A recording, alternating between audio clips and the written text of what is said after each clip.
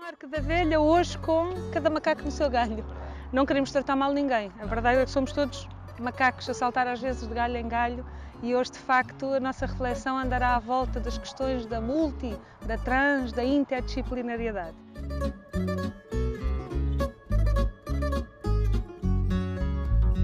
No castelo ponho o cotovelo, em Alfama descanso o olhar. E eu, a este propósito, a minha reflexão levou-me para uma história do folclore hindu sobre os cegos e o elefante. Se me permitirem, passo a ler, porque não sei a história de cor e também não quero falhar de nenhum pormenor. Então diz a história que numa cidade da Índia viviam 7 sábios cegos. Como os seus conselhos eram sempre excelentes, todas as pessoas que tinham problemas procuravam-nos. Embora fossem amigos, havia uma certa rivalidade entre eles e de vez em quando discutiam muito sobre qual é que seria o mais sábio. Certa noite, depois de muito conversarem acerca da verdade da vida e não chegarem a nenhum acordo, o 7º sábio ficou tão aborrecido que resolveu ir morar sozinho numa caverna da montanha e disse aos companheiros: "Somos cegos para que possamos ouvir e compreender melhor do que as outras pessoas a verdade da vida. Em vez de aconselhar sobre as suas necessidades, vocês ficam aí a lutar uns com os outros como se quisessem ganhar uma competição. Não aguento mais, vou-me embora." No dia seguinte chegou à cidade um comerciante montado num grande elefante. Os cegos jamais haviam tocado nesse animal e correram para a rua ao encontro dele.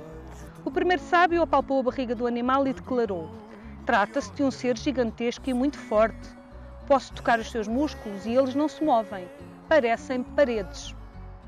"Que bobagem", disse o segundo sábio, tocando na presa do elefante. "Este animal é pontudo como uma lança. É uma arma de guerra." "Ambos se enganam", retorcou o terceiro sábio, que apertava a tromba do elefante. "Este animal é igual a uma serpente, mas não morde porque não tem dentes na boca. É uma cobra mansa e macia." "Vocês estão totalmente alucinados", gritou o quinto sábio, que mexia as orelhas do elefante.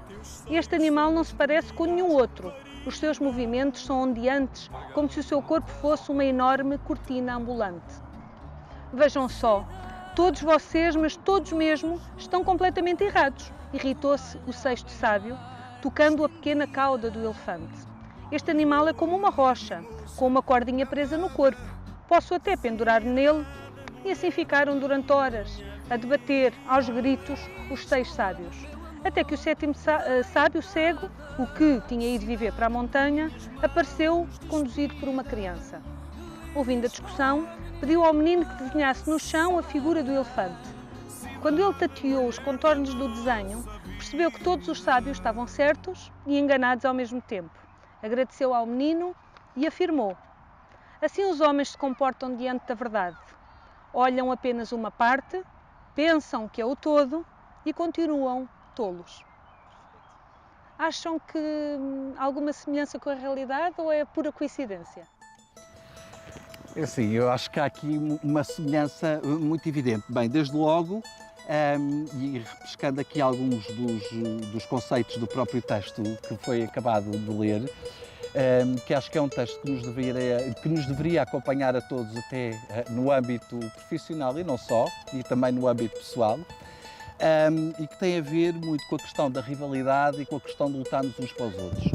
O que eu penso é que, na realidade, muitas vezes, qualquer profissional luta pelo seu canto profissional, esquecendo-se, como acabava a história, olhando apenas a parte e não o todo. Eu considero que o conhecimento é tão complexo e é tão imenso. Aliás, como alguém com quem eu aprendi, que foi com a Carla, que há uns anos, que me disse que o conhecimento, e eu dou sempre este testemunho muitas vezes nas comunicações ou nas aulas que vou dando, que é: o conhecimento é como uma montanha. Nós começamos a aprender, o que é que vimos? Vimos o sopé da montanha e, portanto, vimos tudo à nossa volta. Vamos subindo no conhecimento, aquilo que vamos vendo da montanha já é mais pequenina. Quando chegamos ao cume da montanha, o que é que nós vimos? Vimos um céu imenso e, portanto, ou seja, acaba por ser um conhecimento que é de tal maneira vasto e complexo que ninguém pode ter a habilidade de se arrogar, de dizer que efetivamente conhece tudo. Tanto mais quando trabalhamos na intervenção social, se tivermos esta arrogância profissional, acabamos também por esmagar aquilo que é o âmago da nossa intervenção, que é centrada na pessoa. E por achar que o conhecimento é tão complexo, no cimo da montanha, é que eu acho que o conhecimento é feito, todos nós, a nossa intervenção é como um puzzle. Portanto, ele só é completo à medida em que cada um dos seus conteúdos funcionais puderem entrosar e criar efetivamente uma rede de conhecimento. E mais da rede, e pegando no exemplo que a Carla trouxe, eu acho que quando falamos de interdisciplinariedade, falamos de relações. E muito mais do que move, por exemplo, o setor social ou outro tipo de setor, eu acho que o que move as intervenções e a evolução do próprio conhecimento é de facto as relações que as pessoas criam entre elas.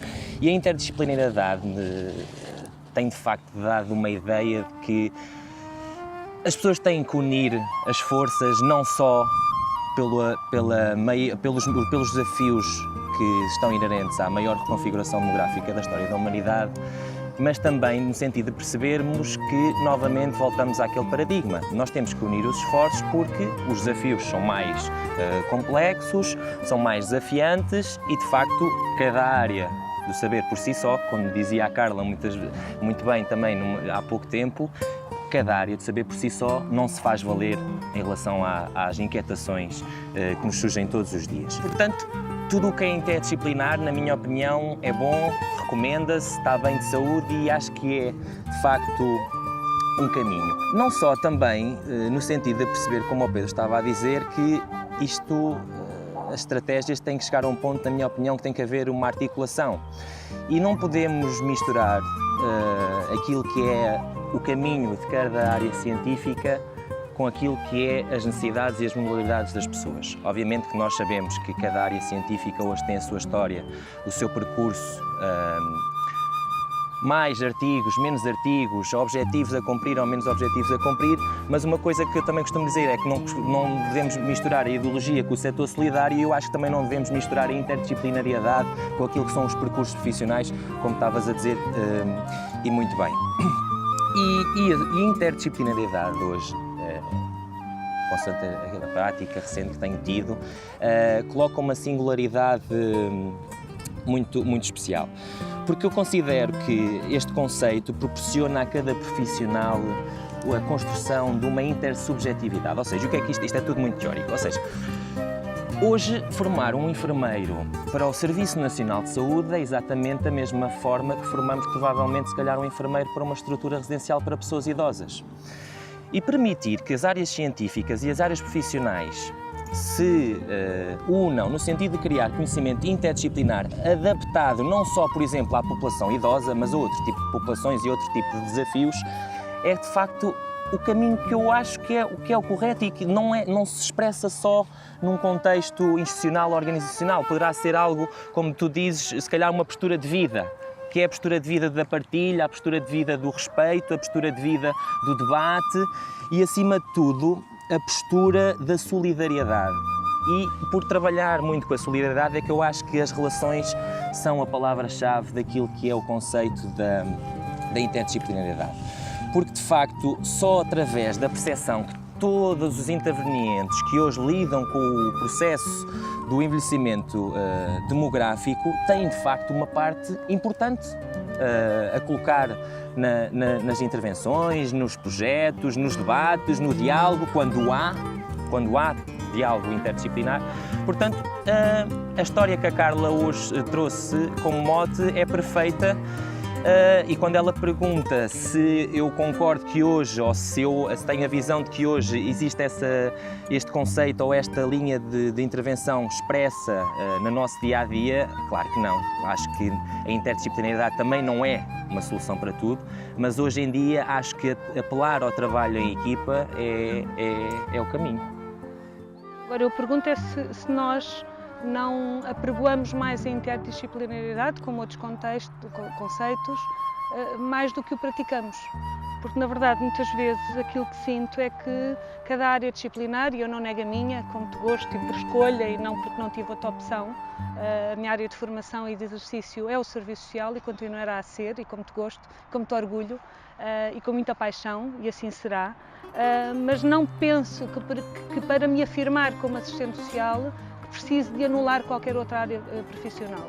E a verdade é que eu penso que se todos e cada um pensássemos que uma coisa são as lutas corporativas profissionais de cada campo, e cada um tem e deve ter os seus diálogos internos, as suas lutas, os seus processos e as suas formas de afirmação, mas que para isso não seja necessário anular as outras áreas disciplinares, não seja preciso andarmos a canalizar energia para aquilo que não nos edifica e não nos acrescenta valor e mais-valia enquanto profissionais, sobretudo quando ao gastarmos e canalizarmos energia para esses processos de competitividade, nos esquecemos daquilo que é o essencial e que o Pedro já aqui colocou, que é perceber em torno de quem é que o trabalho interdisciplinar e qual é o foco do trabalho interdisciplinar, porque a pessoa a quem se destina a nossa intervenção faz parte da equipa interdisciplinar.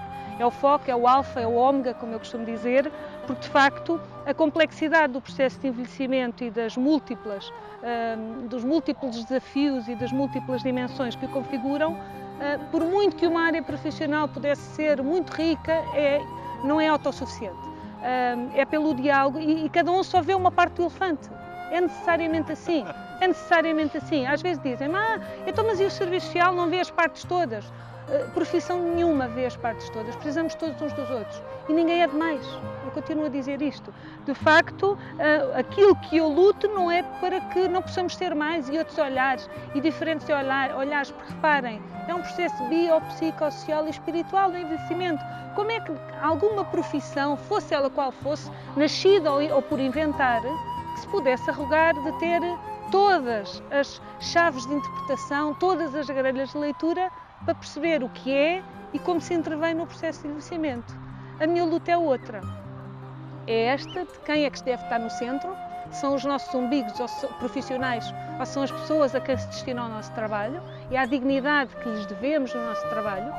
E a segunda questão é quando, e aí é que vêm os efeitos colaterais e perversos do trabalho interdisciplinar, que é quando o campo de intervenção passa a ser um campo de batalha entre profissões, de usurpação de funções, de pessoas a exercerem conteúdos funcionais com títulos que não têm formação para os exercer e com pessoas que, tendo título para o exercer, tiram um curso e nunca mais fazem formação ao longo da vida. É isto que queremos para o trabalho interdisciplinar no campo da gerontologia? A solução, no meu ponto de vista, é de facto todos percebermos que espaços como este, que nós estamos os três agora, têm que ser espaços utilizados em contextos organizacionais. As pessoas têm que se sentar a uma mesa, ou no chão. As pessoas têm que sentar a uma mesa, mas não basta sentar a uma mesa, na minha opinião. As pessoas têm que perceber qual é a postura correta numa equipa multidisciplinar, que cria, na minha opinião, estratégias interdisciplinares.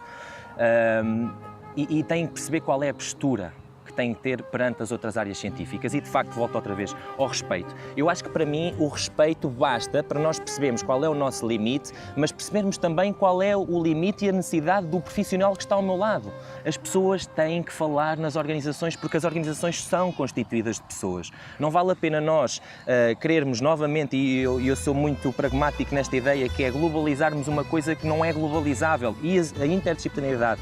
E, na minha opinião, os modelos de gestão da própria multidisciplinaridade nas organizações tem que ser baseado nas relações que as pessoas e os profissionais estabelecem na criação de relações. E, obviamente, como a Carla diz muito bem, o objetivo principal das classes profissionais e das equipas multidisciplinares e o contexto onde a interdisciplinaridade se insere é, de facto, as pessoas, a melhoria da sua qualidade de vida, do bem-estar, da sua saúde, promover a sua educação, a sua participação ao longo do seu ciclo de vida.